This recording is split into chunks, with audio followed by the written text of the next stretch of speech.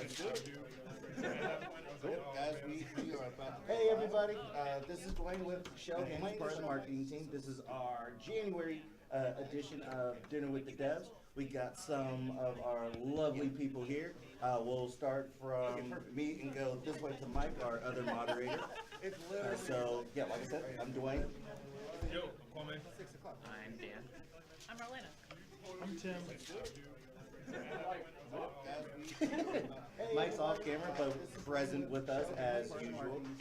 So we are going to have a list of topics to talk about today, and based on any comments from the audience, we're happy to entertain any of those questions. And then if there's some time left, we have a interactive game that we could play with our lovely crowd. So that's right. Yeah, we have a game present with us. We are a game studio. First, what they didn't do was tell you guys what department they're in and how long they've been at Schell Games. So let's go one more time for them to do that. And then if there's some time left, So interactive game that all right, cool. So I've been here play with 11 years. I'm a senior artist at VFX. We have a game present with us. We are a game studio. First, what they didn't do was tell you guys what department they're in and how long they've been at Schell Games. So let's go one more time for them to do that. And then if there's some time left, interactive game that All right, cool. So I've been here 11 years. I'm a senior artist at VFX. I'm a game designer, and I have been for, I've been at the studio for like a year and 5 months or so, but I've been in the industry for 1.5 years, I don't know, something like that. And I'm a game designer in general, but I like VR and VR prototyping specifically. And I'm a game designer, and I'm Tim again. Tim. I've been at the studio. And I've been at Schell Games for 3 years now. 3 years. And I'm a sound designer and composer. And so in our studio, that means that I kind of do everything audio related. And so I work on lots of projects of different sizes and varieties. But I tend to stick to just making sound effects, written music, and recording voice. And I've been at Schell Games for 3 years now. 3 years. People and sound designer and composer, and so in our studio that means that I kind of cool. You know, we just got our food, so as we were going through introductions, it's still being set up. So as our devs get all set up, you guys go ahead, get your plates and everything behind there. I'll go through just a couple of announcements for the studio. First, if you have not subscribed to our channel yet for the trailers that we put on for the awesome games that we do, the live events such as Dinner with the Devs and some live Q&As that we like to do with other people. If you subscribe, you get those notifications. Two cool things about our game that just happened. Our virtual reality game, I Bet You Dies, was announced to be an official selection for the CineQuest VR and Film Festival in San Jose, California. So that's super cool. And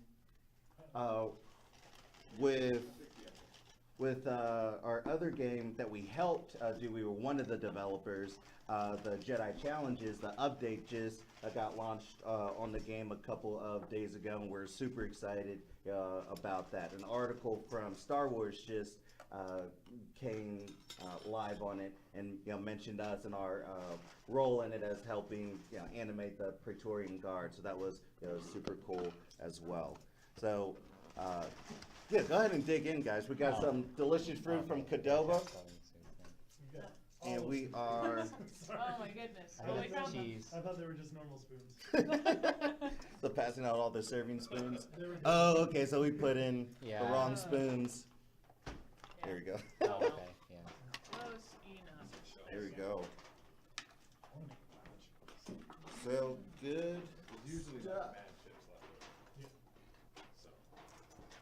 left over. Oh yeah, maybe.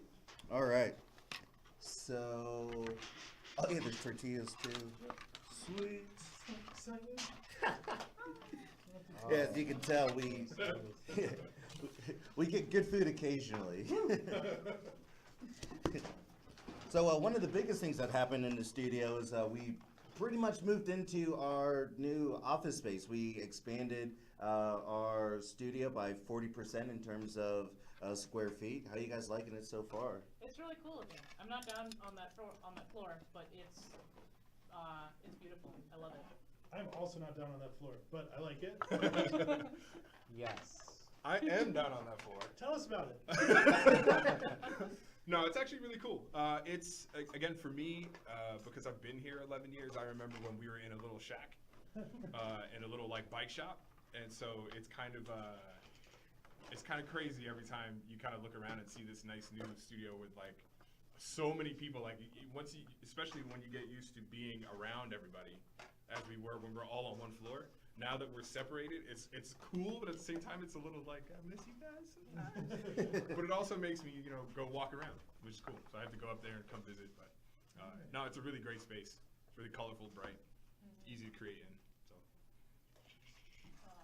Yeah, I feel like the space is laid out in a way where it's nice to walk around, so it's nice to just go and talk to people. Mm-hmm. Also, let me know if you guys want any of these specifically, and I can pass them to you. I'm good. They're all right. I'm coming over there. I will stand up later. I'm already up.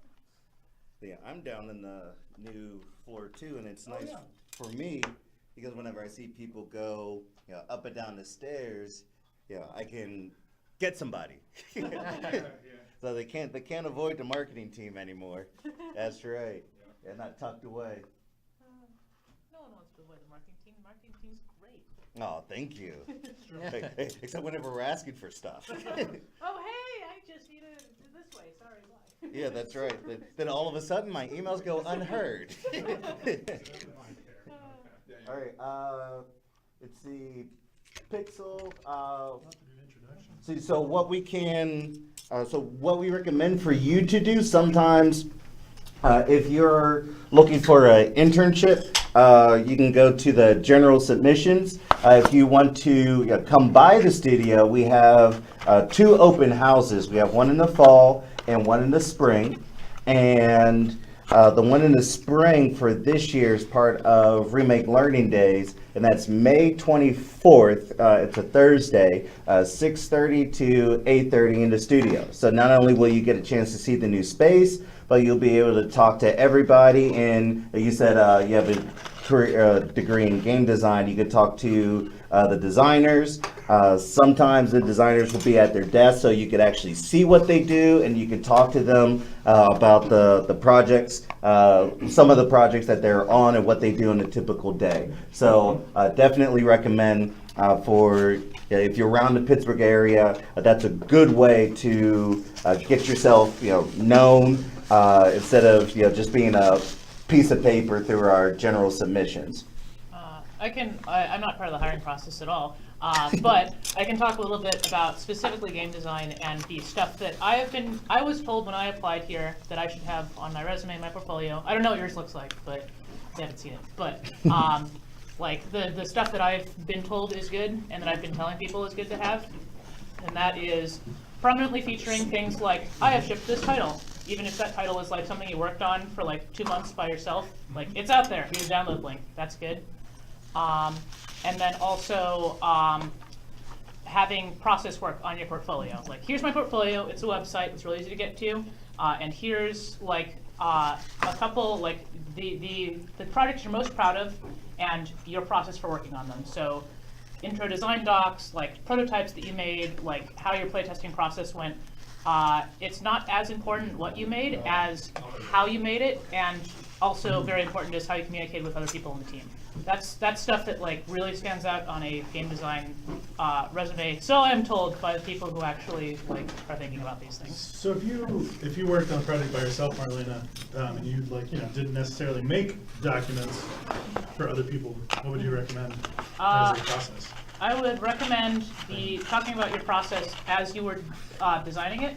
And if you worked on it by yourself, you should talk about this anyway. You should talk about how you play tested it. So ideally, you didn't release this in a vacuum. Ideally, you also like said, hey, I made this thing. It's kind of bad right now, maybe, or maybe I think it's really good. Give me some feedback on it so that I can make it even better.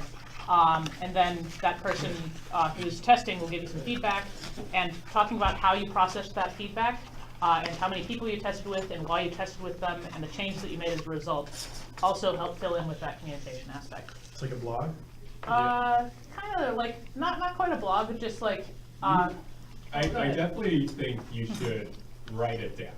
I think a big part is, it's great to be able to talk about it, but if you have it written down, and it doesn't need to be a blog, I guess it can be like a lot of people post stuff on their LinkedIn page, or you can have even a Facebook post, some way where people can refer to something that you've written and showcase, hey, I know how to communicate and express sort of my thought process, and what Marlena was saying, like I've gone through this, you've actually put thought and iteration and some amount of change into your work. Well, one of the things, because I do a lot of mock interviews, so I talk to a lot of students who are starting or maybe haven't applied or only applied to a few places. And one of the things I always recommend new people when they're applying for a job or an interview is to think about not just how do I present myself, but think about what is the interviewee looking for. Like, you gotta imagine someone like Schell, we get dozens upon dozens of applications, and it takes a little time to go through every application. So it's like, what is the most effective, quickest way I can make an impression? Like when I click on that portfolio link, is your best game the first game I see? Is your best piece of art the first art I see?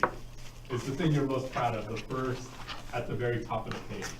That kind of presentation is pretty important because, when we're leafing through applications, we only have, like, maybe we spend 5 minutes, 10 minutes, 15 minutes, and you think like 10 to 15 minutes for across 50 people, that's multiple days of work. So you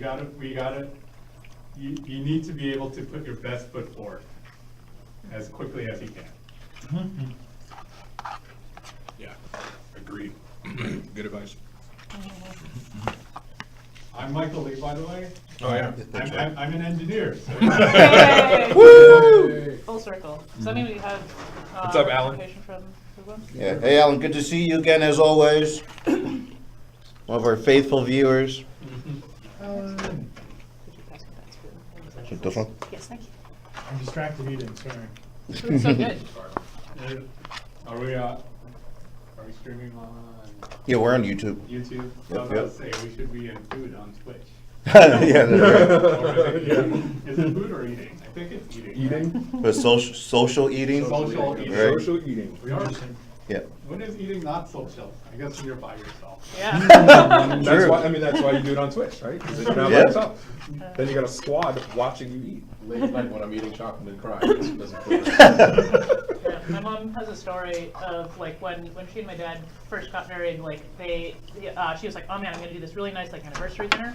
And he lived in Chicago at the time, and he apparently got snowed in at work, and it's like, okay, well I'm just gonna like get a hotel downtown and stay here because the roads are too bad. And so she's like, all right, fine, and like eats both meals by herself and drinks the whole bottle of wine. She's like, great, good anniversary. Wonderful. Mom, if you're watching this, it was a good story. It was a good story. She did what she had to do. Yeah. So I didn't like whenever I was in high school and I'd go to like restaurants with friends, and I'd pity like the people who were out, eating by themselves until I tried it. It's like, you're not being pitied at all. No. I was like, No, it it's is. nice. It's nice You're doing sometimes. exactly what you want, how you Right. want, when you want. Yep, you're ordering whatever you want. That Right. pressure's gone of Exactly. like, should I eat too much? What should I? You're just like, no, I want that. That's Right. exactly what my belly and mind wants. Right. That. Or like you have the server or waiter being like, are you waiting for someone? Nope. Nope. It's me. I'm the one. Just me, baby. Let's do this. Oh no, the best is if it's a crowded restaurant, it's like, oh, I can just eat at the bar.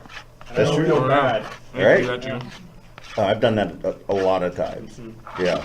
I still get the awkward, one check, multiple check. I'm like, that's my wife and that's my daughter. It's one check. What? Yeah. Oh man. So, have you guys gone to any good food places lately, or around Pittsburgh? Federal Galley is a block from my house, so I've been there like every week. What? Oh, okay. Federal Galley, it is also on the stream. Yay! Good on both of these things.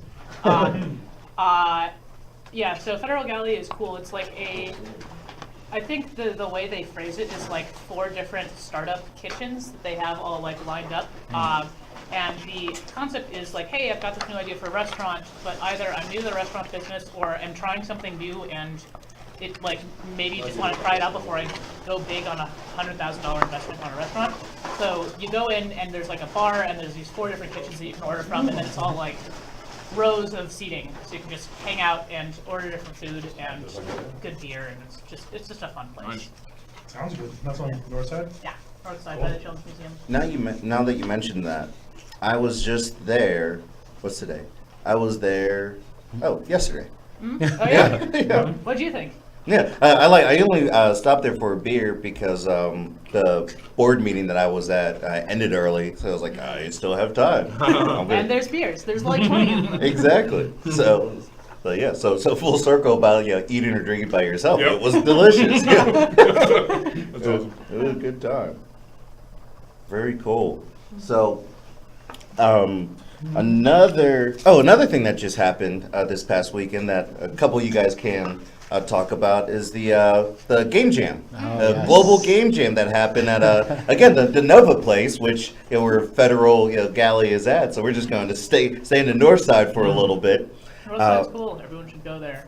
No one should go there. I used to live there when it was not cool. Yeah. No. No one thought it was cool Yeah. back Wow. It's a whole discussion. Yep. But it's a fun place. I enjoy it. No one else should move there though, so the rent stays reasonable. But So Global Game Jam. yeah, global game jam. It was really fun. So for people who don't know, Global Game Jam it happened just this past weekend. So if you don't know what a game jam is usually short, like sometimes it's a single day, sometimes it's usually 2 to 3 days, a lot of times it happens over a weekend. But people get together, they form teams, and you try to make a new game within like 48 hours based on a new theme. Global Game Jam is the largest concurrently held game jam in the world, and it involves hundreds of sites across the world, all spending a single weekend together, 48 hours to make a game. I think in the past we've had like 1,500 sites across the world. Wow. And with tens of thousands of jammers and hundreds upon hundreds of games made. So it just happened this past weekend. It's So- global. That's Yeah, global. that's why it's global. So yeah, they literally do mean global. It's like 140 countries are involved.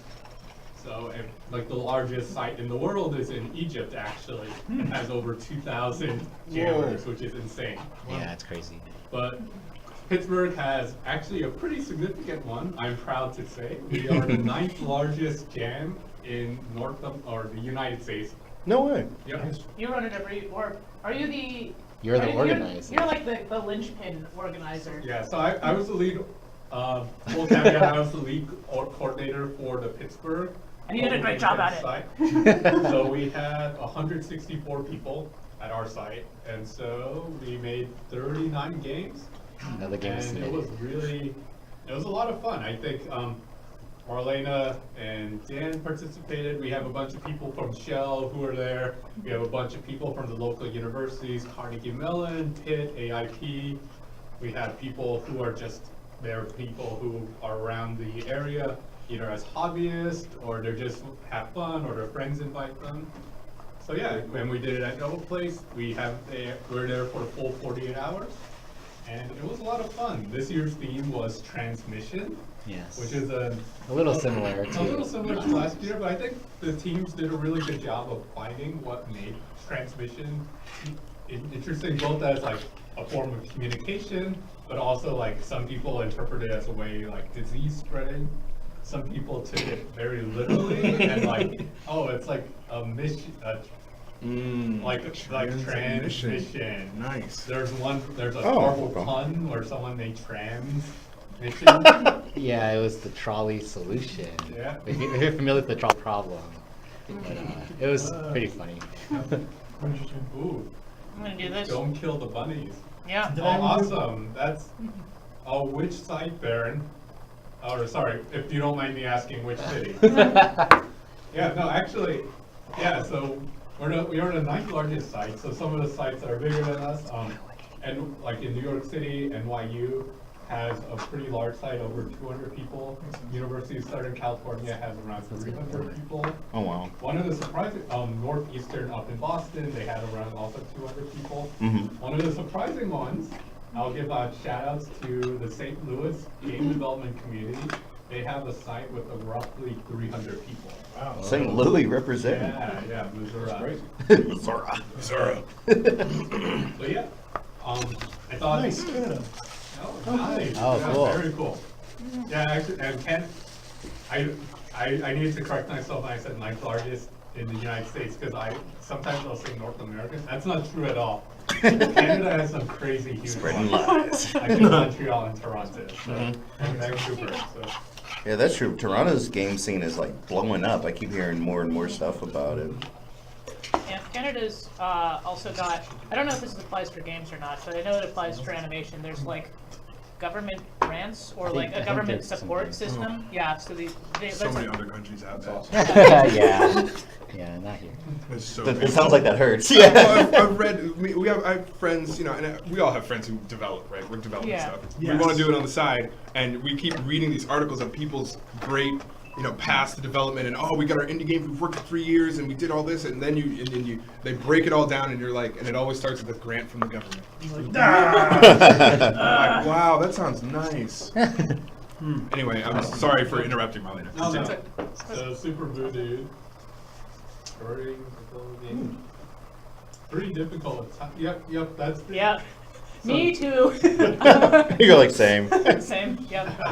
All right, so Yeah. for everybody, Super Voodoo's asking for are there any tips for showcasing your user experience design skills in video games? Well, it's a big topic. So by user experience design, user experience design means a lot of different things to a lot of different people.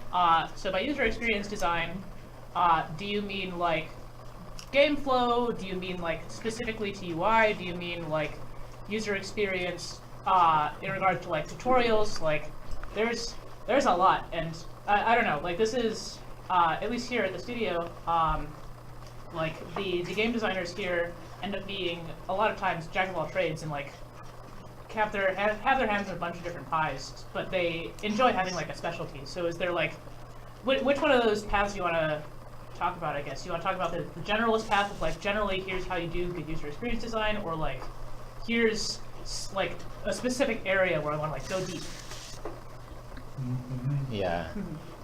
While we're waiting on that question, because I think we're lagging a little bit. And A then little bit. Yeah, and then there's also user experience, like the field itself, which might be Yeah. more applicable to like websites or applications, and that's also like separate. Yeah, or a game feel thing, which like Patrick, for instance, is very good at. Yeah. Like the tactile feeling of like playing the game. Well, what area would you like to talk Uh, about? I don't know. I love VR, but I don't trust myself to talk about that because a lot of the stuff that I've been on is confidential. So Okay. I will You can talk pause on about that. your global game jam game. That's true. I can talk about my global game jam I game. already linked it in the chat. Oh really? Oh, thank It's you. all true. Or Dan could talk about our global game jam game. I could. Yeah, no, my closet keys downstairs. Well, in reference to the question or just in general? Yeah, just Just in general. or in Yeah. reference to the question. So our game was, let's see, me and Marlena and switch another it. coworker, Patrick, we worked on a game called Vitality, and you play this Yeah, electric that's ghost cat creature, Yeah, you do. Yeah. and it's basically, there are these wires in the game, and it's basically sort of like a Rails movement kind of game, and a lot of it is just traveling through these wires and figuring out where to go. And I guess a lot of it is just the game feel and the movement, and finding your way home or somewhere. It's a little ambiguous because of time. You should check it out though.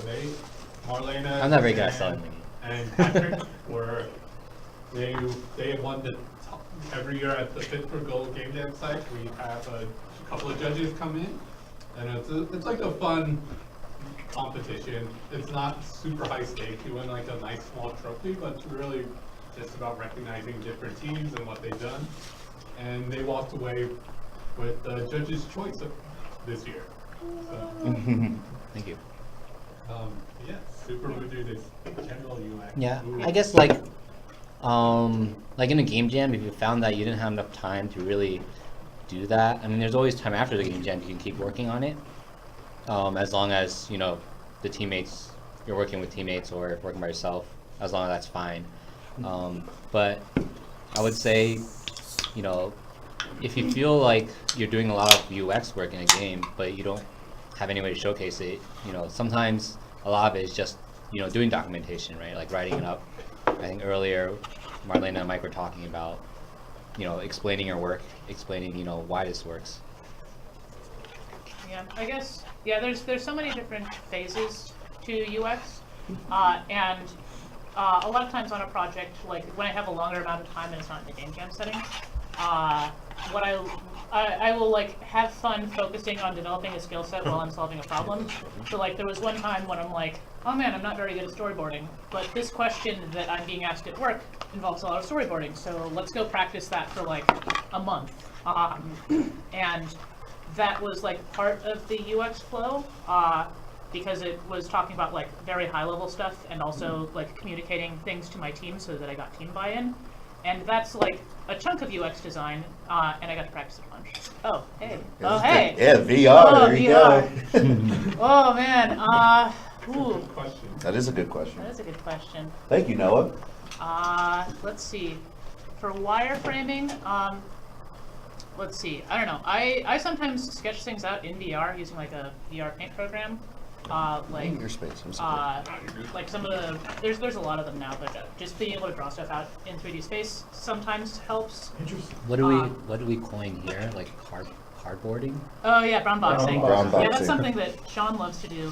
Sean, who is one of the key designers on I Expect You to Die, talks a lot about and has given talks before professionally about like going and finding a bunch of cardboard boxes and like stacking them out around you and then like building it out that way, and then taking a person who hasn't played the game before and like sitting them in among the boxes and saying, all right, pretend that this is like a lever. Pretend that this is like a screen. The screen says this. What do you do? And then someone's like, I pull the lever. Oh, here's what happens. Like, it's really fast and a good way to get designs out really fast. And then I don't know. I don't end up wireframing that much for VR unless I'm doing UI. I usually like prototype it out with white boxes. Just like, here's a cube. This cube is grabbable. You can do stuff with this cube. This cube kind of looks like a handle if I need it to be. That's what I do. If you're interested more about brown boxing, Sean gave a GDC talk along with Jesse Schell, and that is, I believe, publicly available now. So it's been posted on the GDC YouTube, so you should be able to watch it. And I know Baron asked about GDC. Sean Patton, the design director for I Expect You to Die, will be giving his brown boxing talk at VRDC and GDC this year. So he's given it twice about playtesting, brown boxing, and playtesting across multiple VR platforms. So if you're going to be at GDC, definitely go to his talk. So that'll be good. If you can't make VRDC, do GDC. He'll be there. Then Noah asked, "Is it like paper pro? It's like paper prototyping." Yeah, I've played in one of his brown boxes. It's pretty fun. It's actually worked very well for I Expect You to Die. And they it was more than just Sean too. It was like they had actors. Like there was a couple other people that were being the other things that would happen. Because Sean obviously he's just one guy's two hands, right? So if something needs to come in from over here, he's the radio, so he's talking to me over here, and then something drops in from over the ceiling or something like that. They had other people that would help, so it was actually quite fun. Besides a fun experience just to be in something that's like almost like a mini play, a mini little play. Yeah. But it was also funny, because things would go weird and things would go wonky. And honestly, that's like game development in a nutshell, right? Things go weird all the time. So I think they actually would get some more information about timing and about perception of what the player thought, because they could just listen to you talk. You just talk to them right there. Like, wait, that was weird. Why did that come in from there? And they're like, oh, well, I was just standing in the wrong place, but that's a good point. It's like space and size too, right? Like, this is how far it can reach, and this is how big it should be. It's pretty basic, but I mean, it doesn't work for all types of games. I Expect You to Die is it works well for that specific. one. And then the nice thing is, if you're like, oh, this person was confused because this thing was the wrong shape, and this person said the wrong line. Hey, what if you said this line next time? Okay, put a new person in. It's like so fast. You can fail fast. Find the fun. I just dropped a link into Sean's talks this year at GDC. I noticed someone in chat, I forget who said they were going, so if you're going, check out Sean's talk. It'll be good. He's given it twice. You can see it twice. That's crazy. Back to Greg's question about forgetting the UI in Global Game Jam. I guess that might be a little true if your game is not UI focused. Like if you're moving a character around, or if the mechanic is not related to like swiping, then it's not the focus. But I would say it's definitely it's useful to have like certain points of UI, especially like controls. Otherwise people like just don't know how to play the game. That's probably the most important thing actually. I think the UI I'm thinking of, where maybe it's something more abstract, like you're swiping tiles or it's mostly text. A lot of that UI might just come in more with user polish and user experience and play testing. Yeah, so that kind of stuff might take a little more time. That's not possible in Game Jam.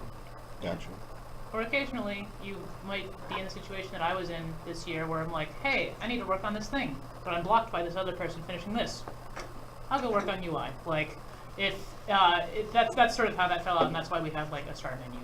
Like, but if I was unblocked and could just work on something else, then that probably wouldn't have happened because it's a game jam. It's definitely one of the things that goes from like, oh, we need this too, nice to have real quick. Also, I agree with Noah. That would have been like, all right, you have a sword? Okay, now move slowly. Okay, now everyone else. Yeah. No, he didn't move. You shouldn't move. He didn't move. Don't move. Yeah. Oh, could you, this is like a giant freeze tag. Yeah. Okay, now catch the gun. Ready? Catch the billiard ball. Catch the ball. I'm gonna throw it. You gotta catch it. Throw right at your head. And then while I'm moving, you move. And then yeah. Well, someone else is wearing a black suit, holding the ball on like a piece of. If you've seen that Nintendo Labo video, it's like that, but we came up with it first. Yeah, they owe us money. No. That's funny. Oh, yay! Fail fast, find that fun. Yeah. Yeah. Failing fast is a skill in and of itself. It's tough. Yeah. It's Yeah, so easy. To learning get to sidetracked. accept the fail. Yeah. Yeah. That I think is the You hardest. gotta learn to love the fail. Love the fail. Because as soon as you find it, so much time has been spent. Yeah, you just saved a lot, You could have yeah. been working for years. Yep. Yeah. I think it wasn't good. Yeah, you just have to be able to know and go, oh yeah.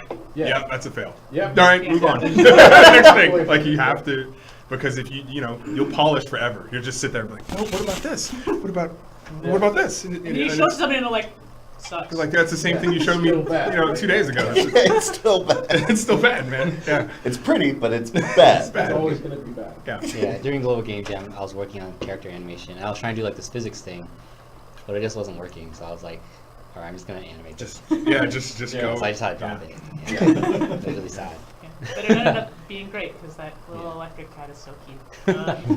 It is cute. So Baron's asking what experience you guys have with multiplayer games. I've got some experience. Yeah, definitely experience. I'll get some. I I don't know what. It's just the forever, like, what are we allowed to say and what aren't we? Recoil. Arc- Arcoil. So Sorry. that's my personal experience. Yeah, I mean, I'm And working me. on a game it's like 8 players local, but I am guessing you're talking about online multiplayer. Probably. Let's go We with that. we did a couple of, we did an MMO edition, right? We can talk about that, right? Yes. Pirates of the Caribbean. Yeah. Pirates. Yeah, we can talk about that. Yeah, we did that. We So can- we did some work there. So that was, and again, I'll reiterate because I was mumbling. Pirates of the Caribbean Online, we did an expansion, like a little bit of the expansion for that. That was an MMO, so that was all all multiplayer stuff. We did some other multiplayer stuff that was like an arena battle game. I don't think I can talk about that one too much, but we did do, that was mostly about, that went into like classes and weapons and damage types and damage amounts and DPS and class balance and all of that stuff was in that. So that was pretty intense. The project never came out, but that was some pretty intense multiplayer. Like I was doing, I wasn't art. I was doing level design and environment art and effects on that project. Wow. And that was a lot because it was a lot of balancing the effects to make sure that the attacks were readable, and then balancing the level design so that we could figure out what was fun for the players and what worked, and then at the same time doing the visual aspect of the level design so people could read where to go, what was an escape, because it ended up being kind of like Quake-ish, like something like that. Or if you played like WoW Battlegrounds, like that kind of third person run around shoot stuff, attack this person, strafing and stuff like that. So I just realized what you're talking about. you know what I'm talking about? Yeah. that was fun. It was fun, but it was a lot. It was intense. Yeah. I've worked on a few local multiplayer games while here, and being in audio, my concern was mostly the audio design of it, and it is very challenging. And I guess relating back to fail fast and find the fun, I guess one of the quickest ways to figure out what's going to work is to put things in and then see what it's like when 4 people are doing it. And then Put it all in. oh, wow, that's going to be really loud. Like if everyone is shooting something, or everything that you hit in the game reacts and then makes a sound and whatever, like it just becomes very quickly like, oh my gosh, it's multiplied times 4. Oh no, everything's, oh gosh, how do we, oh boy, pull it back, pull it back, pull it back. I was just talking to my intern today about that, and I was like, yeah, you gotta get it all in there. Like it's the block of marble, and then you shave away the beautiful sculpture so that everyone can hear what they need to hear, understands what's happening, understands the game, etc. That's really interesting. I never thought about audio that way. Yeah. At least with local multiplayer, especially, it's like you can't anticipate everything because, like, you can't simulate it until you have 4 people. Until you have 4 people actually playing. Yeah. Yeah. The first time I saw 8 players play Arco at the same time, it was like, oh my, that's way too much laser shooting sound. It's completely insane. We need Patrick for that question. That's the thing that he thinks, like matchmaking systems. Oh yeah. Like he, I don't think he has built one, but he thinks about it a lot as a game designer. Yeah, and I cannot pretend to be him in this case. But I don't know. Is anyone else matchmaking systems? I mean, Goodness, no. I guess the question I mean, is, General do thoughts? we like them versus lobbies? I guess, yeah, it would be, you like matchmaking versus lobbies? Also, I guess it depends on the type of game. enjoy. Oh yeah, see you, enjoy Super Unity. Voodoo. Yeah, bye, Super. Thank you. Roll nat 20s. Good luck. You. Unless you're talking about the VR one.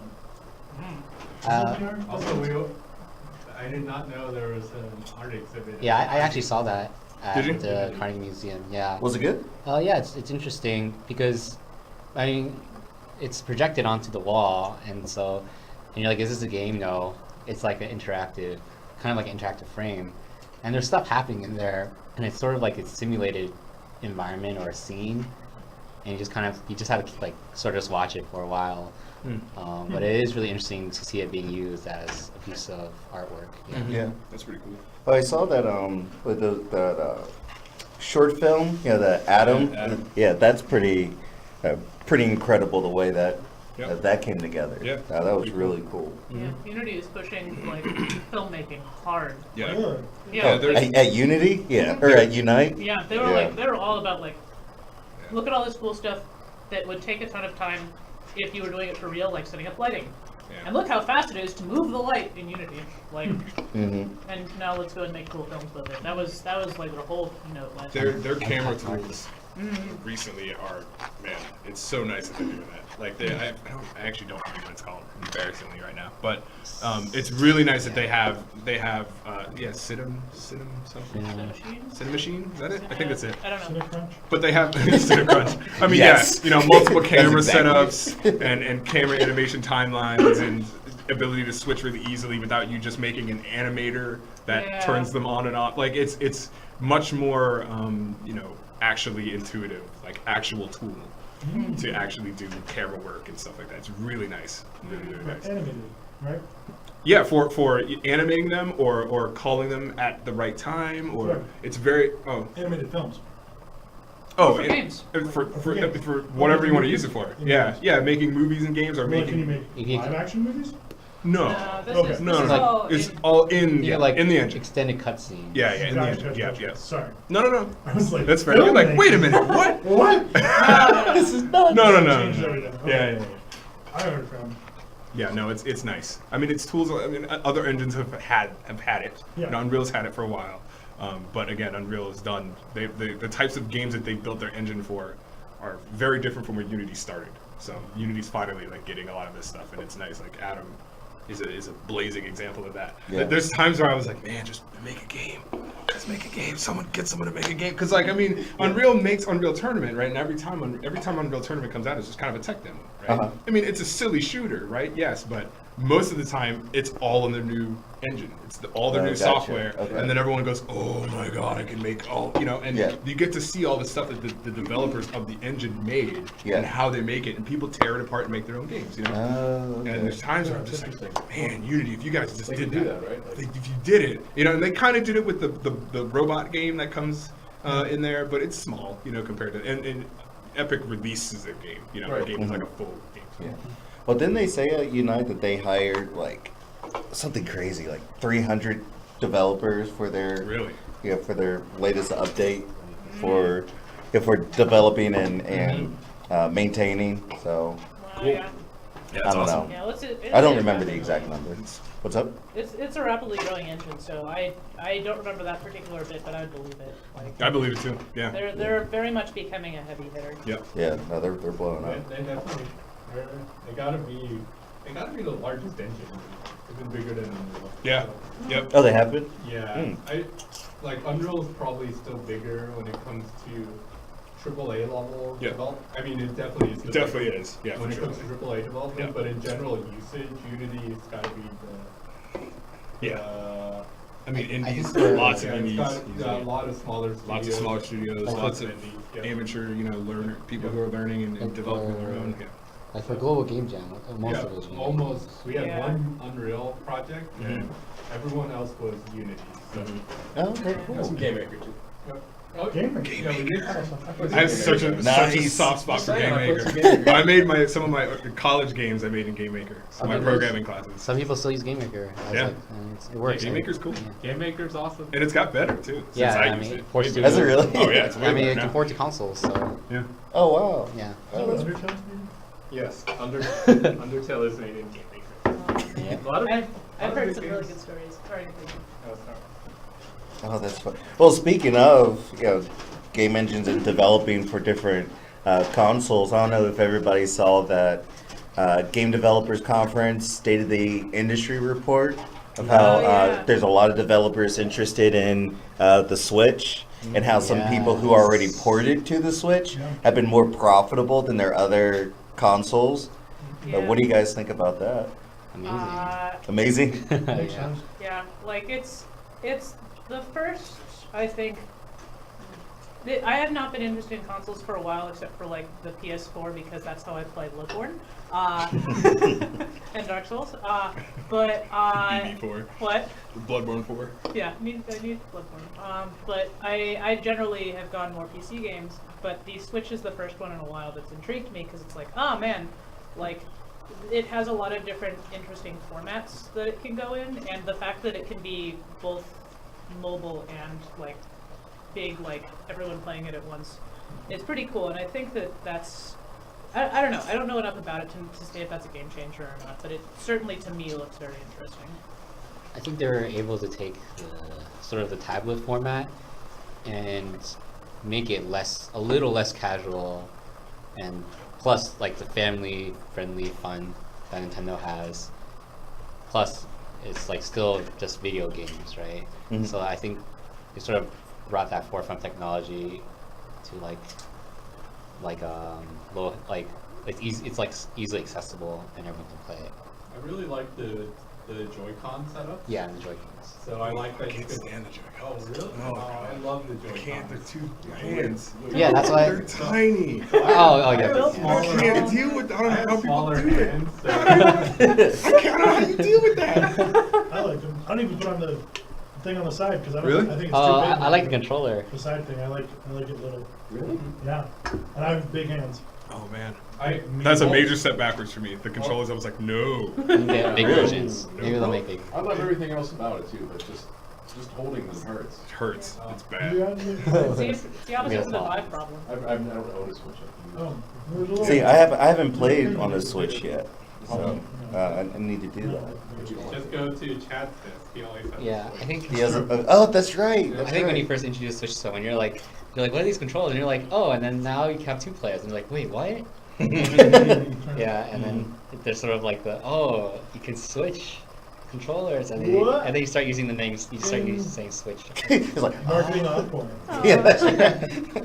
Interesting. Switch it. Who's tasted the cartridges? Not me. No one will admit to tasting. Not me. I saw Chad give it to Sean course. Patton the Of taste. course, Sean He's tasted like it says it tastes like it. He's like, Tastes like all right, well, Yeah, of course. Pop it in. Classic Sean. yeah, I haven't tasted it, nor have I played a game yet, but What I I was think is interesting about the Switch Yeah. is that I know a lot of people who aren't big gamers, who aren't big into games, but do like playing games, who are like just have only ever played Nintendo in their whole life. So they would never have bought a PlayStation, they wouldn't have bought an Xbox, they don't have like a gaming PC or anything like that. And so a lot of the, I guess, smaller kind of indie games, and even some of the bigger ones, I guess, are being ported to the Switch. And it's kind of opening up the world of gaming to them, which is really cool. In a lot of ways, people that like would never have wanted to play Skyrim, or have thought that they would have wanted to play Skyrim, or playing Skyrim, are like, oh, whoa, this is amazing. It's like, yeah, it's been amazing for a while, but more about it. Since 2011. Yeah, so I think it's kind of cool in that regard that it has its own audience, but then has expanded other games. I feel like that's been Nintendo's thing, is creating a new group of gamers that Mhm. didn't realize they liked to play. You Yeah. know, like even like if you think back to like Wii, the first Wii and Wii bowling, right? Like, so how many people bought the Wii, maybe for their kid, maybe for the grandkid, played Wii bowling and was like, I'm good. This is amazing, right? And Yeah. they just played Wii Sports. Yeah. That's all they played. Definitely the first video game my grandmother played. Yeah, is Wii Sports, and I feel like that was that's the thing awesome. was expanding, and I think the Wii between the Wii and the Wii U, like pushed away the people who were gamers, right? Because they were like, well, I played that already. I'm done with that, you know. But now the Switch is kind of getting them back. Switching. Switching, man, I'm tired of that. You can keep using that Yeah. one. It works very. But yeah, it feels like that's Flip to been Switch. yeah, Nintendo's been good at that, right? They're good at like getting those other people, Yeah. and I think part of it is just their brand. I think part of Yeah. it is just the brand is like that's the fun game thing that I can buy every now and then. Well, they used to not have as many third-party games Oh yeah, no. at all, and so Yeah. it's like that's like just a huge change. Yeah. With, like, The indie explosion, I guess Yeah. they call them indies. Ninjas. But I do want to answer Darren's question, but Go for it. put a tab on that because I want to go talk about. I want to talk about what we've been playing because I have a game I'm gonna rave about. You can't wait. Oh, I can talk about it. Yeah, do it now. Yeah. You want We're to talk gonna about get back to you though, Baron. Okay. Stay tuned. So January's sort of been crazy. We say this every year. Like in January particularly, it's been really good. I'm sure there's people here who've been playing Dragon Ball Fighters, as apparently it's called, not Dragon Ball Fighter Z, or Oh, Monster Fighters, Hunter yeah. Fighters, Yeah. or Monster Hunter World. But I'm here to talk about a game called Celeste. Oh. Celeste. I've heard about Celeste. My God. Yeah. So I'm a huge platforming fan. I'm particularly a fan of like very hardcore platformers. That's very Things like- particular. Yeah, like Super Super like Meat your Boy. Super Meat Yeah. Boys, your I guess the end is nigh. That's sort of very. Or I would call Braid like a super hard Braid is more of a puzzle platformer. Right. I like those too, but things that require like very precise and accurate movements are very challenging. Have a lot of deaths. So Celeste is a game about trying to climb a mountain, and it's really just you. It has a few basic mechanics. You can jump, you can dash, you can hug onto walls, and you can wall jump. But it is an incredible package. Like it's a 2D platformer, but they have this really nice art style that mixes both pixel art and has some cool lighting effects. It's made by the Towerfall. Yeah, it's made by the So similar Towerfall to the people, Towerfall. so it looks very similar. It has really excellent levels. They have really awesome, like each world introduced like a new platforming mechanic, and they build upon that. And there's two things. The audio of this game is amazing. It's won awards. Yeah, Especially, or nominated. and it's not just the music; it's the sound effects, and they do this Animal Crossing beep and boops like,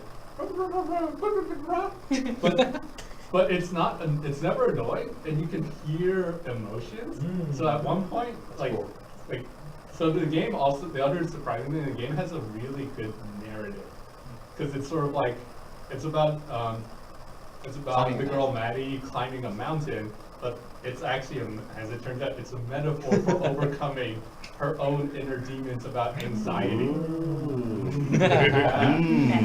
And so she meets other characters. See, I can go on for a while. Don't spoil it. Don't Stop going. What does she do? And she gets annoyed. How's it end? No. She gets annoyed, right? And with her beeps and boops when she's annoyed, you can tell exactly. It's like that sort of. God, I can't believe I had to deal with this. So. It's something I think you would really appreciate, Tim. So. That's big. People are big on A lot of people are raving about Celeste. Yeah. Celeste and Iconoclast. Those are the two Iconoclast, games. yeah. Those are the two games I want to play. Yep. Very bad. Cool. So, do we go to Barron's now? Yeah. Sure. This. Oh boy. Oh man, let me tell you about the same problem that I've had many times. So yeah, that is absolutely a thing that happens a lot, and you can feel like you're spreading a bunch of different directions, especially if you end up in a position where you are both responsible for like having the grand idea and the grand vision of the blue sky, while also being like, and here's our schedule, and here's what we have to cut. It can feel like very. And while you're worrying about that, you're also worrying about the details and like helping make designs and helping like talk to the directors, talk to the art director, talk to the engineering director. Like it's just a lot. For me, I make lists of everything. I love my lists and I love my charts and I love my color coding. And it helps sort of like once I like it feels overwhelming for me personally until I like write out literally everything that I have to do and every question that I have, and like where am I gonna go and get these questions answered, and just like get an idea for the whole picture, and then start breaking them down into categories. And then like, okay, here's all the stuff that I need to go talk to the engineering director about. Here's all the stuff that I have to do like with the producer to figure out like if we're on schedule and talking to the client. Like, here's all the stuff that needs to get done like dialogue writing wise or gameplay wise, and it depends on the project very much. But it's so disruptive to creative flow when you keep bouncing between things, and then you just feel frazzled all the time. But I feel like it helps a lot if you have like this like the Trello board or a to-do list is what I use, or spreadsheets, also by Alan. Yeah, Alan. And just like get a broad idea, chunk it out into tasks, and then like let yourself just get immersed in that task, because you know that the other ones are something that you can handle later, because you know what they are, and you know that you're going to handle them tomorrow or on Thursday. Yeah, that's good advice. Something that also helps me, I'm also a big fan of lists. And while I'm not a designer on the design side type of things, I go through similar situations often. And something that helps when I have made my list and I've looked at things is to like block off sections of time where I say like, this time I'm working on this thing that I know I need to do, and I'm not going to think about anything else. I'm not going to worry about anything else. Headphones. Yeah, like this is just the thing that I'm focusing on. I'm working on for 3 hours and I'm stopping. For 2 hours and I'm stopping. And that can be hard because you want to be like, oh, but I could just fiddle with it a little bit more.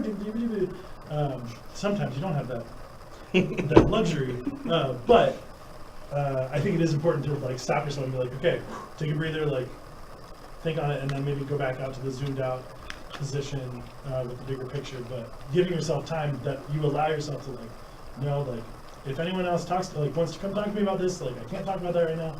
I'm focused in on this task I'm getting done. Don't talk to me, send me a message. I'll get back to you in 2 hours. Yeah. I'm making like, if you're in a room with your team, making a calendar event or something, it's like, hey, don't bug Tim at this time. Yeah. No, I don't do that. That's probably good team advice in general. Yeah. Even if you're working with other team members, it's good to say, hey, let's try to set aside 2 to 4 p.m. Everyone just sits at their desk and gets their work done. So no meetings are scheduled during that time. Everyone gets their own, gets a little bit of space to focus on their individual tasks. I love headphones for that. Yeah. I'm trying not to talk to people when they have headphones on. And I hope people don't talk to me when I have headphones on, because that's what that means. It doesn't carry to my Yeah, it doesn't work. No. I always have headphones on. You Yeah. can't listen to music for 2 hours work. No. I always feel bad when you go up to someone with headphones, like, oh, I really need to talk, and you just, Desk back. Yeah, I try not to. I try to send a chat. In my case. hey, am I Yes. bothering? Slightly less. I always tell people don't. I think the I don't mind, but it's me. Like it's a personal thing. Like, yeah. Yeah. Some people don't like to be pulled out. Like for me, I think usually I'm juggling a lot of little things, so I need to I like to keep the communication flowing. So if someone has something to tell me, like tell me. Yeah, tell me now before you make the Tell thing. me now, yeah. Please tell me now. But yeah, that's definitely. There's also zone out time too. Yeah. I use one earbud for when it's okay to talk. Oh, nice. Do people actually know what I don't your think signals so. mean? I almost never have them both in, honestly. Yeah. I usually do the same. I want people to talk to me as soon as they Right, need to, for right. no reason. Yep. I think that's true for me. Like, they can interrupt me, and I might have headphones in, and it's fine, except I also get really surprised. But I guess that's, that's just like, I don't want to startle you. yeah, I'll Hey, Dan! People have Just just go way over. Yeah. Yeah, there's some people here Well, I that you mean, can't it's do fine. that to because they'll like swing around and be like. Yeah, it's true. But yeah, it's not an unusual position at all. Oh no, it absolutely is not. I think everyone here has been in that position. Yeah. Not designing, Yeah. but like in a place where you have a lot of things to juggle. Yeah. Broad And responsibilities. yeah, to be yep. And small detailed tasks. It is sadly not an uncommon position, not at Schell, thankfully, but at a lot of, the game industry does have a reputation for a lot of high turnover. That's not unusual for a person to arrive at a studio as an entry or junior level position, and in a year or two it's like, oh, and you're the lead now. Yeah. It's like the Starship Troopers. sort of you're in charge until I find someone better. Sort of thing. Yeah, I had that happen to me. Before I was at Schell Games, I was sort of working with Schell Games, but with a different company. And it was like fresh out of college, had a couple of internships, but like, was still like, oh yeah, I'm like bright-eyed and bushy-tailed, I'm here to learn. And they're like, okay, so we're making you project director. And I'm like, what? I don't know what that means. Like, and it turned out fine. Like, it was actually a really good experience, and only some tears were shed. But like, it just happens to you sometimes. It's thrust upon you. Yeah. How about that? Yeah. I mean, for, business side, I mean, we use Trello a lot to keep track of things, whatever we're doing, trade shows or events. It's nice to, separate boards. All right, here are our vendors. Here's what we need. Here's what we need from our teams to get everything together. So we found that to be pretty beneficial.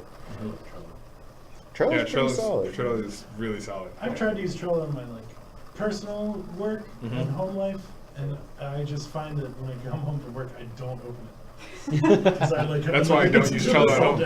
I know. I'm like, that's who I'm just like, I don't. I use it on my Do you? phone all the time. Do you? Do you? Anytime I think of something, I just open the Trello Nice. app. I've been doing Hopping Google on. Make a Notes. task. Yeah, I use See, Google Keep. Yeah, I use Google Google Keep Keep for does personal. Yeah, because I found pretty with much the Trello, same. I in all my Yeah, I best guess so, efforts, yeah. and I had stuff that needed to be done around the house, stuff that needed to be done in my side projects, stuff whatever, and I just could not keep up with it. But Google Keep has been good. Yeah, and I like with OK Google, the Google Home, that it's voice activated, so don't even have to type it. Just make a task. Make a note. Make a Yeah. So I Make a feel note. like I'm executive. Make a note. Hey Google. You listening? Wake up. Yeah, but they're like, hey Google, my wife told me that I need to. So power's totally sucked out, right? So, but You don't have to tell Google that. yeah, but I can't lie to I can't lie to Google. I can't. You can't. I can't do it. Don't lie in the house. That's Keep it right. straight. That's Keep it right. straight. Keep it straight against Keep it straight. all parties involved, Keep it even the AI. Yeah. So Even Google Home. I'll take this argument down to my wife, Google Home, where we're all sitting down and we're talking. Hey Google. Which one? Who's right? I am not Don't- at liberty to answer that. Yeah. You're crazy. Shutting down. I hope no one has us on speaker. Right. They're, Oh, yeah, sorry. Uh, Oh yeah, that's right. At least we weren't saying Alexa. Yeah. Alexa, order cheese whiz. Order 20 bottles of cheese. Oh. Oh. Someone Sorry. says. What did you do to me? Oh, the future. It's here. What about Jira? Don't we all love Jira? I like to do this. I Google. have an Yeah. unpopular opinion here. Oh wait, so you don't? Why don't you like Trello? I don't like Trello because I want to be able to sort things and filter things at a level that it does not. Okay, Mm. that's fair. Yeah. That's it's fair. I don't see that. sorting. Yeah, the- Yeah. I think I have yeah. more stuff that I need to keep track of than Trello can handle. Yeah, I think a problem with the drag and drop interface is if you have so much stuff, it's just not a space. You just want to see like a list. Yeah. That's what separate cards are for. It's true. Todoist! And then if you have too many things and too many cards, then that's what separate boards Trello just are shuts for. down. Uh-oh. Look. But then it's not all in Baron one has to place. switch to new Jira. What's Dun, the dun, new dun. Jira? New Did Jira? Jira Are we get on- updated? are we we on in the new past? Jira? I don't know. Yeah, we use New Jira. Are we in the past? We're in the past. My understanding is that Jira bought Trello and now has Trello-like features. What? Oh. Yo. Correct me if I'm wrong, Baron, but I think that's what you're talking about. We I've are, only heard tales. we are definitely on an older version. We're on of old Jira. Jira. Yeah. Mm. Whenever we make that switch, that's going to be a rough week.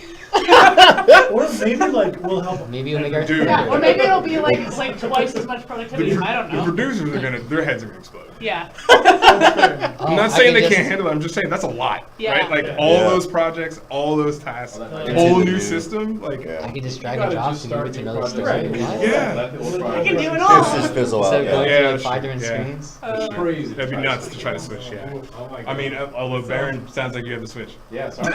It sounds Yeah. It sounds like Straight you're up, gonna switch, straight up man. switching. I would Yeah. wait for the Sound next good or project bad? and then switch. That's rough. Yeah. It sounds like classic whenever someone at Atlassian, whenever a larger company buys a small startup, and you get these awkward mergers.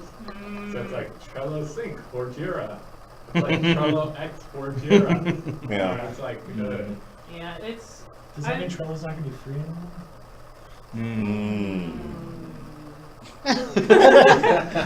Maybe, well, maybe it's like. I would love it, but I would not pick anything. It's great, but if it's not free, I don't want it. That's right. Yeah, but it immediately hits my willingness to pay at one. It's Well, saved maybe my it's life like- many times, but I would not spend it all on it. Jira Power Up. By connecting Jira and Trello, team members can keep related and associated work grouped together across teams and tools. Good. That sounds like they're gonna need to straighten some stuff out. Yeah. Jira tickets from within Trello cards. What does that even mean?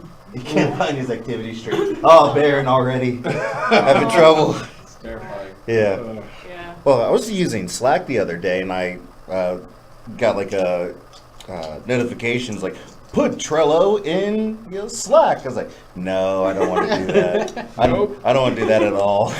Cross all the streams. Yeah, seriously. Slack is really good with integrating basically anything outside of itself. So. Yeah, like I shared a Google Doc. Would you like to connect Google Drive to Slack? No, I don't.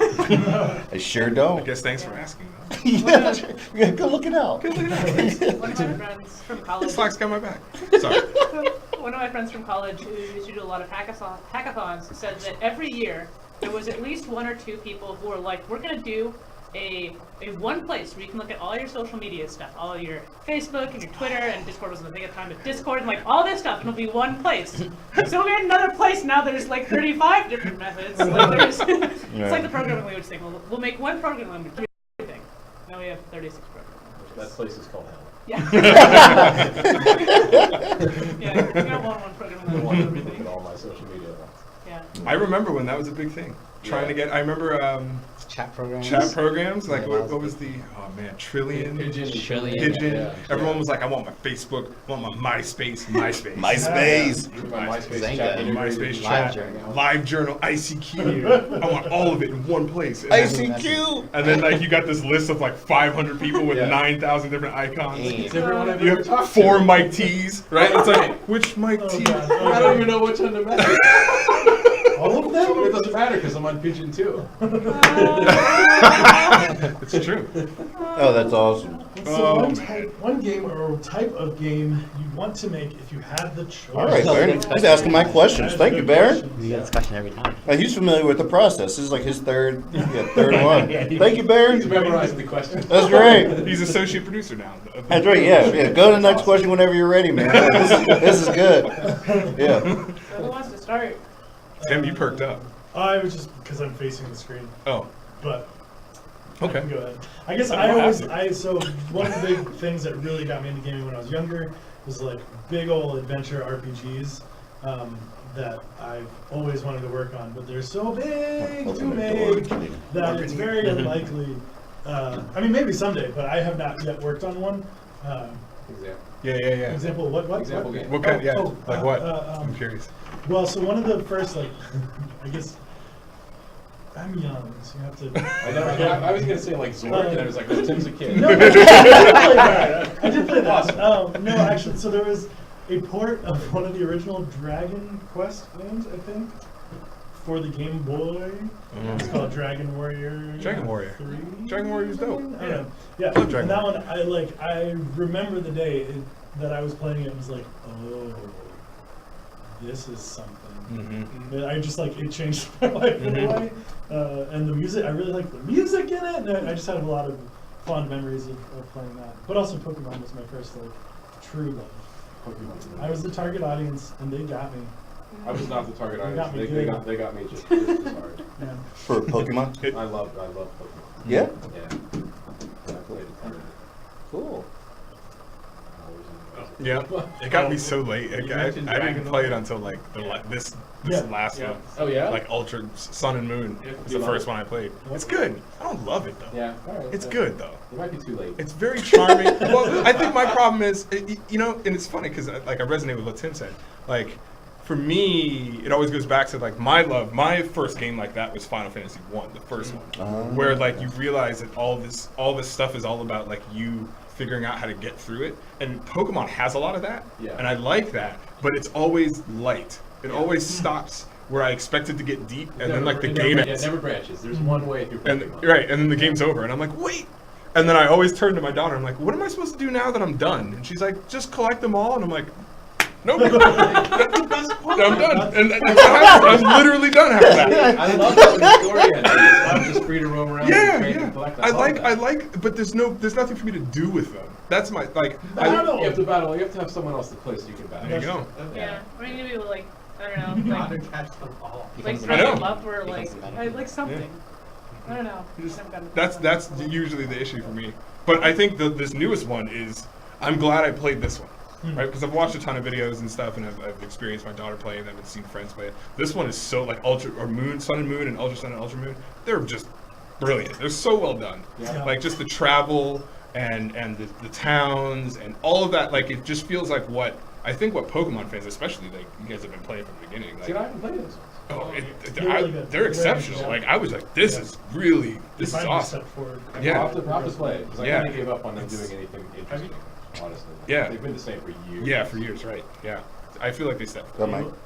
I just want to bring up, have you guys heard of the theory? I don't want to spoil Sun and Moon, but It's a metaphor. the rival theory. I'm No. ready. I don't mind. Oh, okay. No, no, wait, they're Wait, streamers. no, yeah, I mean, you're there's, right. Spoilers. I mean, there's viewers. It's just a theory.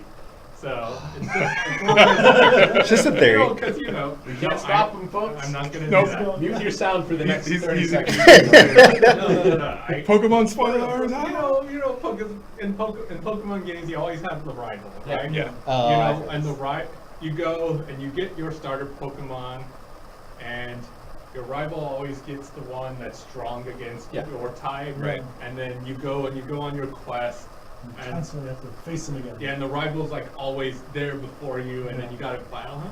So it's Sun and Moon and Ultra Sun and Moon, the theory.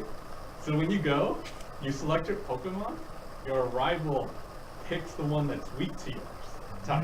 And then your rival, whenever you meet him, he always meets you afterwards, and he's always super nice and Really? super kind. Yes. And then and then you realize, no, you're the rival. Dun dun dun. The guy, you're the jerk. Yeah. You're super nice. How? Right? Yeah. Oh, really? Super nice. Yeah. That's amazing. He's like your best friend. You're like Yeah. buddies. And just beating Does him it up feel all the like, yeah, time. and Yeah, he's basically. always beating him up. Oh, so you're the jerk. And he's like, love it. oh, I'm didn't like, I'm so know. glad I get to see you again, and it's so fun. It doesn't. You don't feel bad at all. You're just like. I do now. I didn't then. Wait, Oh, I don't Because I feel was bad. like, I don't feel bad. Dude, I mean, these Pokemon games are all about you being the ultimate, just beast. Yeah, but why are you so amazing? Like you're a kid.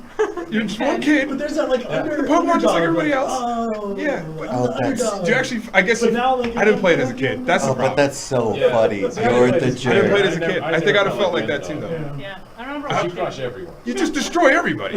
Like, and I watch the anime, and I'm like, it's Ash. Yeah. Yes, he's gonna Yeah, he win. destroys everybody. He Yeah. kills everybody. But Ash never wins. He never wins. He- any he's- tournament. He doesn't Yeah, he's win never won in any the traditional tournament. way. Mhm. Otherwise. But he wins the situation, the life situation. Yeah. Good. That's right. You're He right. does. Ash winning at life. He does, right? I remember watching the cartoon when I was little and Mhm. seeing the first episode. And he's like, "Now that I'm 10, I can go see the world." I'm like, "Yeah, 10." I'm gonna leave. Yeah. I'm gonna leave with my group of friends and watch them all get called back home by their parents. No, we gotta go. It's fine. I love Yeah. all those kid shows where it's Yeah. like the entire world revolves around a single kid activity. Yeah, yeah. So it's sort of like the same thing with. Oh, I was watching this. Yeah, Beyblade. That's but one of the I most was watching ridiculous the ones. Speed Racer Yeah. film, and it's like the entire film. It's like everything's about racing. Don't question it. It's just all about racing. That's all anyone ever does. Yeah. It's Time the to only race. thing that ever matters. Yeah. So. You don't like racing? I have nothing against race. No, I'm saying like in the movie. Oh yeah, yeah, no. Yeah. Oh, Yeah. well, You don't like racing? What's wrong? Nothing better than Pokemon and shorts. Pokemon is always a great. I mean, there's always like Pikachu. You find electric type in the cities, right? Because it's electricity stuff. Does no one care about the Pikachu behind the house? And the kids running into the backyard that are just like throwing Pokeballs. Like, I mean, it happened in real life. There's times where I feel like I remember being a kid chasing my tennis ball into the neighbor's yard and climbing the fence and stuff, and I'm like, oh, I get this. This resonates with me as a kid, as a former kid, right? Like that's what my life used to be like when I was a kid. But there's no parents chasing me out of the backyard. Like where are the, like it feels like during my fight there should be a parent that goes, hey, and then they come into the fight and then you're fighting the parent, right? It's like, there's like a power bar to the parent. And you can't beat it, right? It's like, the parent just stands there. Gotta flee. Yeah, and they have a dog that chases you and you gotta run. Well, it's like how in Zelda you can walk into anyone's house and just break their pots. Break their stuff. Yeah, and they just they're just cordial as hell. It's cool. I love the games. Like, hey, how's it going? I'm good. Nice. How are Thanks you? for coming to visit. I'm gonna take your money too. Cool, there's money in this. Why do you keep putting money in pots? Yeah. That was my piggy bank. Don't break the other one. That's I fine. have a lot of piggy banks. I love the games where they subvert that. So I remember Chrono Trigger, one of my all-time favorite games. Love that game. You can go in and you can, it's like you can go into houses and you can open up chests that belong to other people. It's like, oh, cool, this is my stuff. And they actually punish you for it because it's a subtle punishment because you will, because Chrono Trigger involves time traveling between eras. So at one point, if you go and you don't open a chest in an earlier time period and you go forward to the future, it's actually a much better item when you open it. But if you take it early on and you go, it's like the chest is already open. So too bad you missed out. I want a game so there's some games that do this, like Fallout will be like, you stole things, minus 20 trust or whatever. But I want a game where you can like sneakily pickpocket something, and then if you go back and talk to them, they're like, hey, it's good to see you. Is that my necklace? Right. You give that back? Especially if you have to equip it. Even better if you have to be like. And they're like, wait, where's my? Where'd you get that? That looks familiar. Yeah. Because Fallout was the worst, right? You just literally steal the clothes off of them, right? And then you like put them on, and they're like, hey, you're naked, and I have clothes. Oh, games, so silly. Does anyone else have a game or type of game you'd like to make if you have a I choice? have so many. Yeah. I guess a lot of us do have the choice, right? Yeah, like. We all have the choice. Yeah, everyone has the choice. Everyone has the choice. Do you have the time? You have the time, or you The have energy? the team. The team? The money? The team, yeah. Oh, like- team. Yeah. It's a tea. Oh no. Do you have the tea? Yeah. Herbal tea. Yeah, that's how I design it. So it's been really interesting for me because like I feel like right now the side scroller adventure combat game is like all the rage, and I feel like because I have several games that I would like to make, like types of game, but that was one of them. Like Castlevania Symphony Night is one of my favorite games of all time, right? So something in that realm is something that I like, right? But there are tons of games that are coming out right now where there's a bunch of people like me who are making it, right? So there's been like we just talked about Iconoclast. Celeste is kind of in that realm. Axiom Verge is amazing. Hollow Knight is amazing, right? Like the Dead Cells is amazing. Like all these games that come out are all that type of side-scrolly, platformy combat game. That's the only thing I have against Celeste is that Celeste is mostly platforming and not so much combat. So I like both.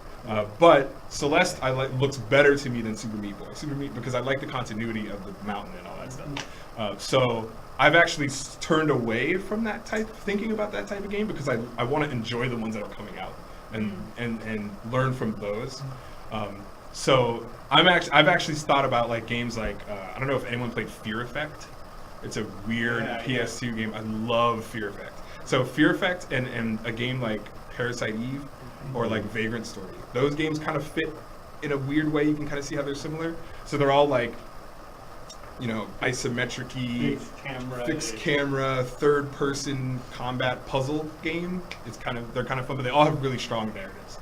I think I definitely want to make a game either with a strong narrative or it's like Binding of Isaac, where it's just like pure roguelike type game.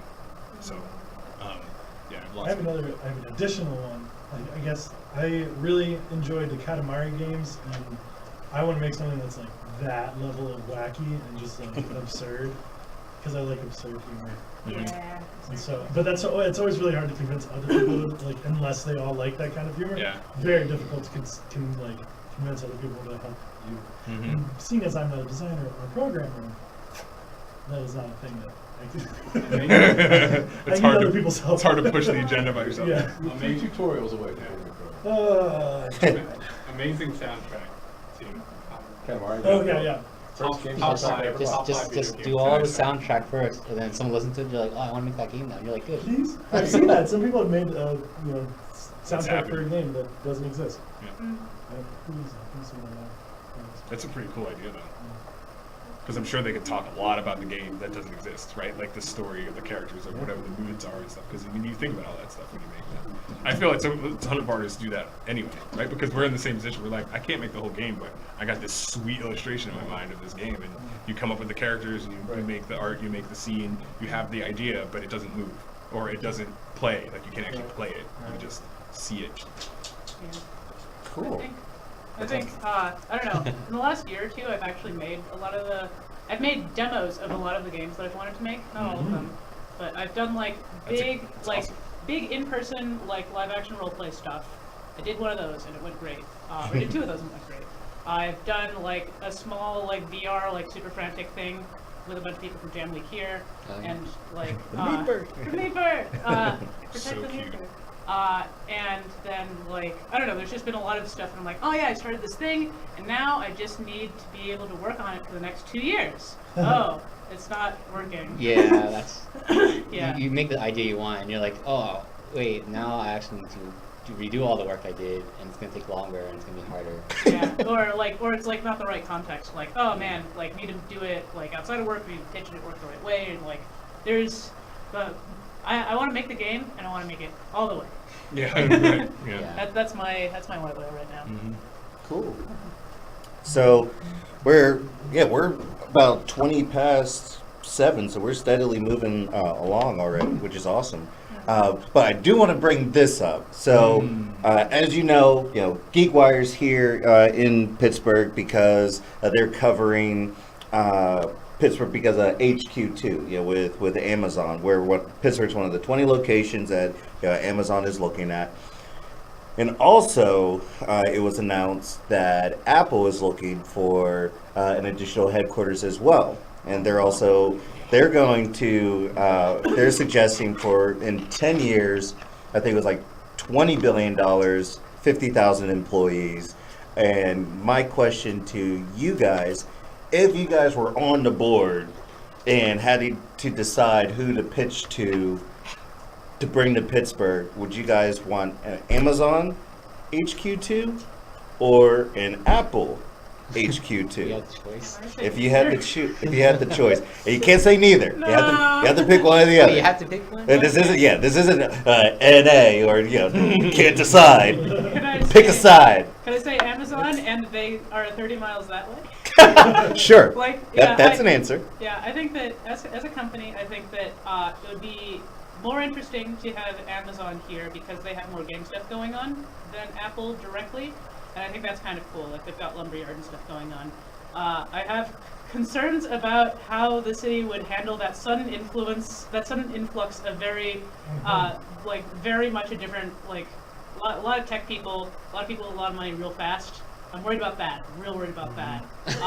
But if it did have to happen, I would say Amazon because if they were to handle that well and it went like good and like ramped over a couple of years and it didn't like it kept a lot of the stuff that the city is like that makes the city like a good and interesting place, then the influence of more game stuff in the area would be cool. Okay. Yeah, because Amazon's saying 5 years. Yeah. Apple, they're still going through their RFP process, but they were looking more at a 10-year ramp up. So if that gives you more. Yeah, I didn't know about the Apple thing. This was just a couple days ago. Wow. Yeah. Also, I think they're both really cool companies in their own right. Got you, Baron. Yeah, thanks for always stopping by, Baron. Yeah, thanks, Baron. Oh, Baron, next dinner with the devs, what we do here. The next dinner with the devs is February 28th, and we're going to have other devs from the Pittsburgh community. So we're gonna have some friends. Yeah, yeah, yeah. So that'll be cool. Hey, so thanks for stopping by. All right, Melina's not going to be the only one answering this. So Everyone else got to do it too. that's I'm right. gonna say Amazon for two shallow reasons. One, so that shipments will be quicker. They're already, Oh. are they, You hope. are they Yeah. not already It's quick? not the warehouse. Yeah, is it a shipping center? No. No. No, but I don't know. That's true. In my mind, I said Headquarters. shallow. I said they're shallow. shallow. They're Yeah, shallow. you said that. Yeah. I haven't thought about this. said that. Yeah, This no. is entirely my gut reaction. And then two would be because I'm so curious to see what one of those grocery stores Oh, actually yeah. functions in the real world. That's right. Amazon Fresh. The Just go to, no just go to Whole people Foods. store. Yeah. No, the one where. Yeah. Because it's so, I just think that's fascinating and probably a bad idea, but I just want to see it. So you mean the one whenever you walk out or walk in, grab stuff and walk out, and it already Yeah. tracks you, so you don't have to do anything. Yeah, I'll understand. yeah. I mean, I guess I understand, but I know what you It mean. would take I know me what a you mean. while before I didn't feel like I was just stealing. Yeah. right, Yeah, it's it'd be so really against weird human about nature. walking out without talking to anyone. Can you imagine a grocery that didn't have like cash registers, so you just walk in, Just walk in, walk Pick out? stuff up and leave. Yeah, What if you don't have like an account with them? Like there's got to be I some think you have to have account. an account. I think you would have to have, because the way it would do it would scan you somehow whenever you walk in. It's like turnstiles. Like Oh yeah, I guess What if so. there's nothing to scan? I don't know. it's in your face. They know you. Does They it know where scan you your go. face? They know where you live. Yeah, they already know. I have no Yeah, idea. Yeah, if you don't have an account, they know the facial recognition would point you to an address, and they'll send a bill. Oh yeah. No, it's like, hey, how's it going? We see you don't have an account with us, like full first name, last name. Would you like to set one up now? I like to think a giant robotic arm just comes out of the ceiling and picks you up by the head. Just drops you I out. love the future. I hate the future. It's great. It's terrible. Yeah. So, what were your thoughts, Mike? I have no idea. I strongly don't want either. I should probably not answer this question. Okay, all right, skip Mike. I'll be different. I'm gonna say I'd rather have Apple than Amazon. There's two pragmatic reasons. First, 10 years sounds like a much more reasonable ramp than a 5-year ramp. 5 years is basically they're gonna Pour in. just cram it in, and there's part of that. Also, knowing a little bit about both companies, Apple tends to move more deliberately than Amazon, just as a general corporate culture. Apple tends to move more deliberately than Amazon. Amazon likes to just sort of run into things and see what happens. And Apple is much more deliberate. Now the downside of that is Apple tends to be super insular. So you were like, I'm thinking on a community level, it's like, who would be better partners, would be better integrators into what makes Pittsburgh cool, but that's a big unknown for both companies. Yeah. I've ever had some experience with big tech companies, and they tend, not all of them, but a lot of them do tend to be pretty insular. And like, here's our community, and our community is here, and everyone hangs out here, and You live at your work. yeah, Your only friends are your coworkers. yeah. Right. I went to visit. Don't go home ever. I went to go visit some friends who once worked for a big tech company. I'm like, hey, it's great to see you guys. Haven't seen you since high school. How's it going? Let's go grab a bite to eat. What's good around here? You guys are local, and they're like, let's go to Yelp. And I'm like, you guys don't know any restaurants? No, we used to eat at Place, like the company. And I'm like, you've never gone to any restaurants? He's No, like, not that really. company. Wow. It was a little bizarre. I'm always a little creeped out when people are like, oh, I enjoy working at this company because, they do my laundry, they bring in a barber. It's like My they first kinda- question is always, how young are you? My know, other question is, how much time do you spend at home? Yeah, you like, ever go do you home? have people that care about you? Have they talked to you about this? Right? Because, like, Right. really, you're like pulling. Your life is separate. Yeah. Like, Right. and you're there, and I mean, it has nothing to do with age, right? Because I have people who are my age that are in the same position, and I ask them the same questions. I'm like, are you sure you? really? You know, like Yeah, and I mean, it works for some people. it does. It works for some people. Yeah, like the people who enjoy that and like just want to be in their work and are like, I love this problem. I want to be thinking about this problem all the time. Right. Like they love it. They live in it, and it's Literally. yeah, they live in it all the time. Oh. Yeah, I don't know. It's a whole thing. I have a lot of friends who went into big tech and also tech startups out west, and this is the thing we talk about a lot. It's fun. Dan? Oh, sorry. Chips. So that we don't have to reach between my legs anymore. I don't know if I want to answer the question. No? Skipping you too? Yeah. Okay. Man, I don't even know. I feel like Mike. I don't know. I'm not But the first thing, like to me, is to protect, to like, whichever one is going to try to work the most with the city, to protect and cultivate its culture, +1. and not stomp on it, right? Now, there's no way to know before it would happen, really, probably, right? Well, I guess I don't know how you would know. Apple kind of has, they're kind of created their own separate community, whereas Amazon is like taking over downtown Seattle. So. Yeah. Well, it Yeah. goes into city planning Yep. issues and like all sorts of stuff like gentrification. Like Yeah. Oh yeah. it's a whole It's a big huge thing. which Yeah. is maybe a bit heavier of a topic than you wanted to go into. Thanks, I Noah. don't care at all. Oh, okay. Okay. Bye, Noah. Thanks, See you Noah. later, Noah. Bye. But yeah, I mean that to me is like that is the discussion. To me. Yeah. That Yeah, is for the sure. discussion, Yeah, right? that's the Because whole like discussion. that's to me all of the discussion, right? Yeah. Because Like- that's the part that I as a person who doesn't work there deal with. Yeah, Yeah.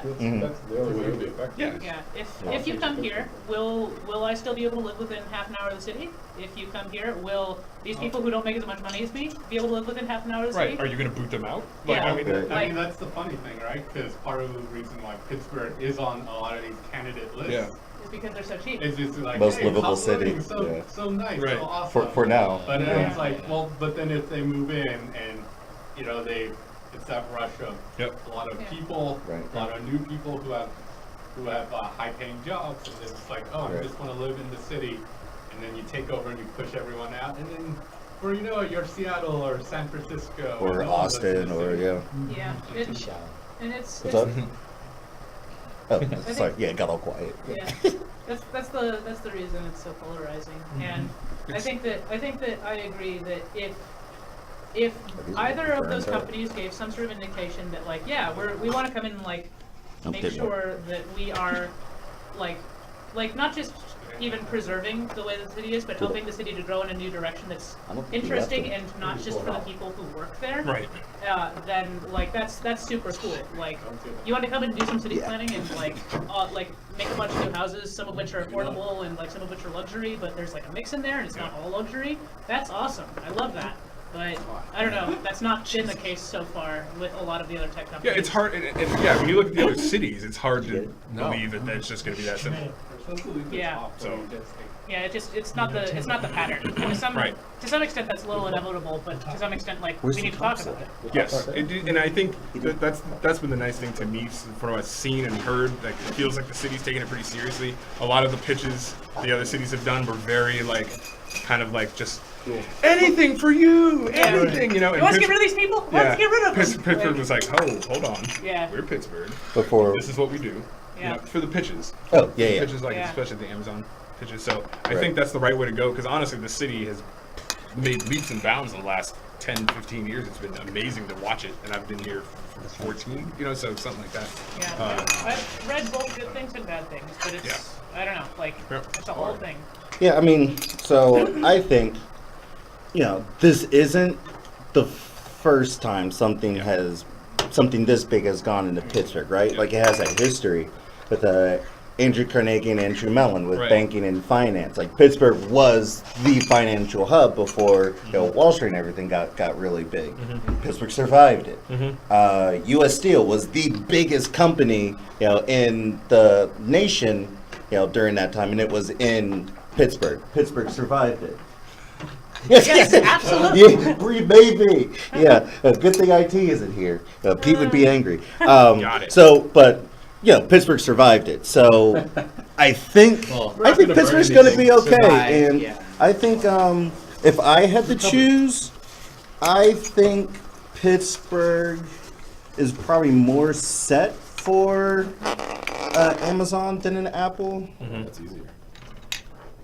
It's funny though, because we do live, I live in Squirrel Hill, so I run in and go to Frick Parks nearby.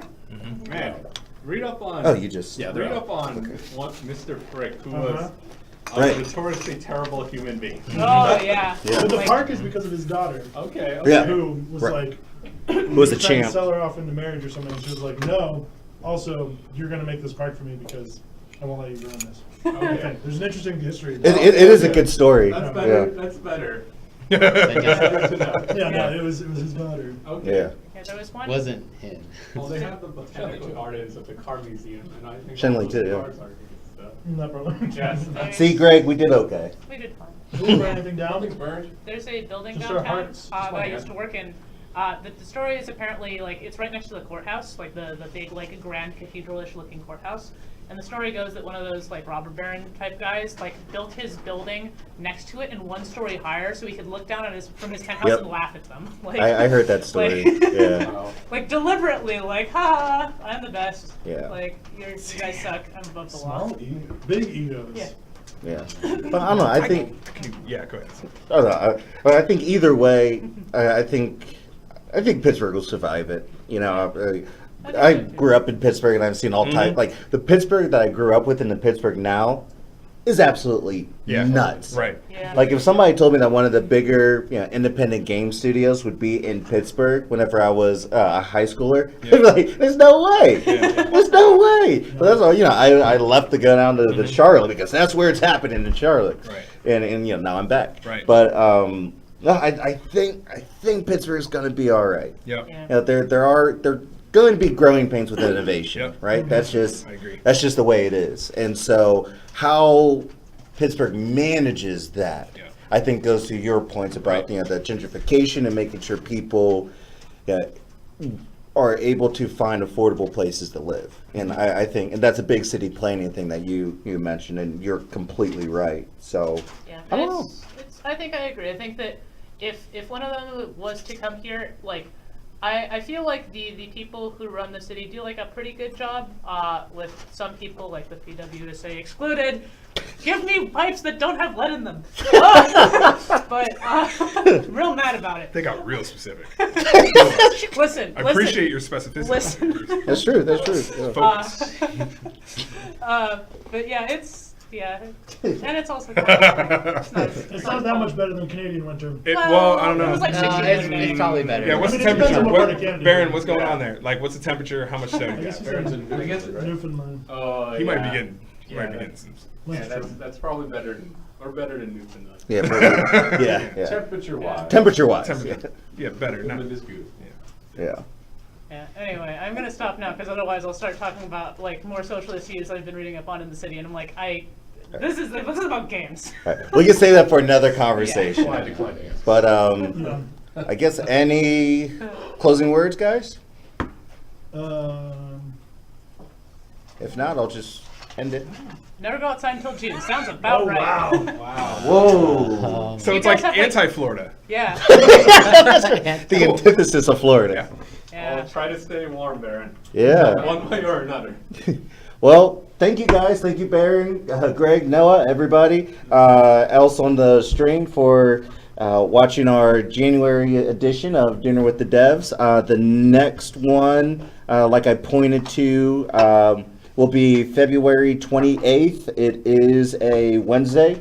We'll be doing Community Day. We'll be inviting devs and gamers from around the Pittsburgh area, and we'll talk about enriching the gamer community in Pittsburgh, and I guess beyond too, so to make sure that we everybody grows together. And I think that that's a really cool thing that Schell Gamers are really focused on. So we're going to talk about that in February.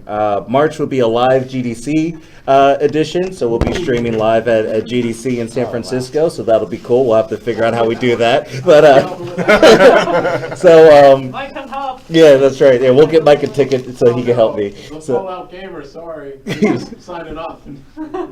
oh, Fallout Gamer, February 28th. Okay, 6 o'clock. Come and see us. All right, take care, guys. Have a good night. Yep. Good night. Bye, guys.